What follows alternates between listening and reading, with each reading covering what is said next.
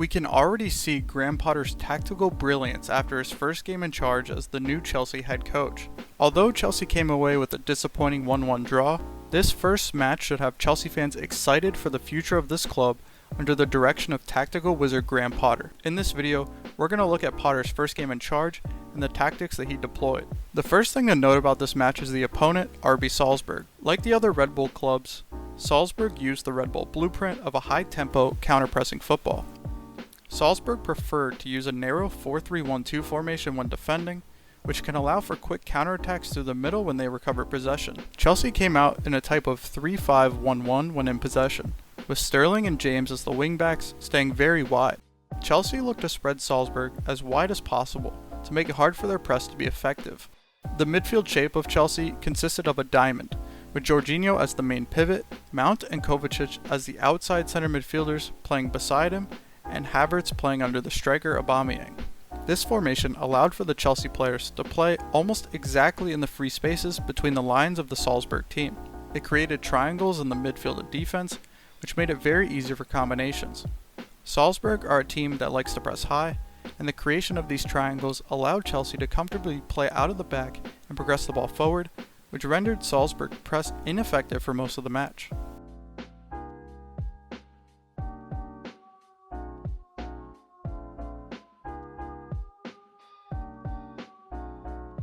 Another aspect of Potter's 3 at the back system that we saw during this match was the outside center back's ability to push forward and join the attack. We saw both Azpilicueta and Cucurella strategically push forward to create overloads on the outside and help in creating chances. Cucurella excelled in this role at Brighton and expect to see more of him in this role in the future.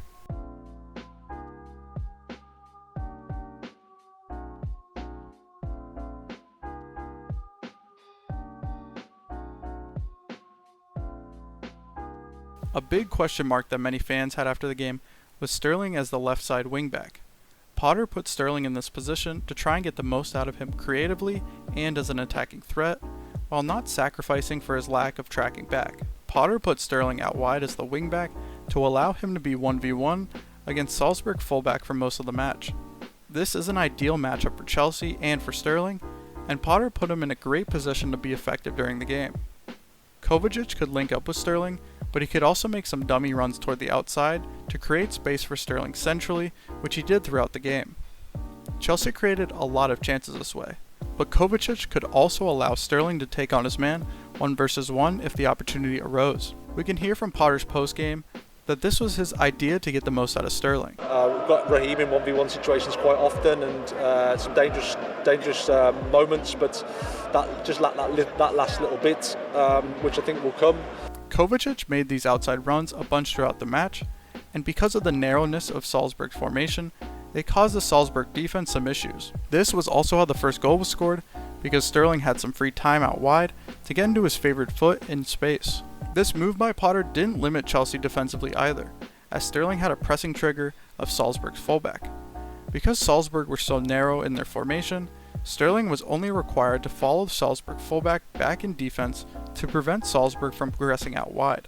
And if the Salzburg fullback did push forward, it would leave space for Sterling to press and have space in behind if Chelsea won the ball back.